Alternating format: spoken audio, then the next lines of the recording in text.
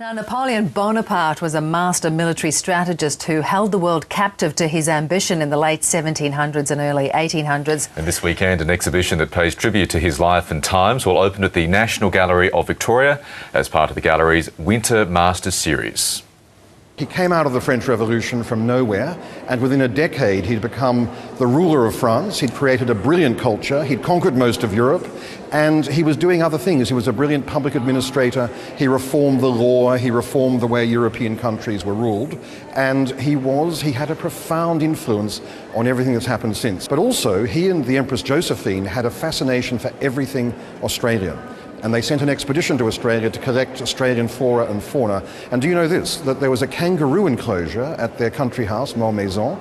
There were black swans from the Bass Strait on the lake, and there were 200 species of Australian plants in the Empress's hothouses, and the whole of Europe came to see them.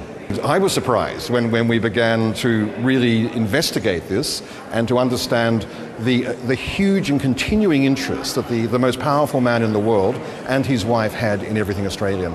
And many of the original drawings that the French expeditions made, we've brought them from France, showing indigenous peoples of Australia in the years 1801, 2 and 3. It's quite an extraordinary collection.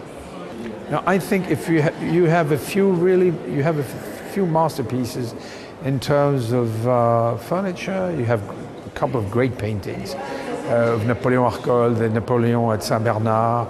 You have a couple of silverware and goldware.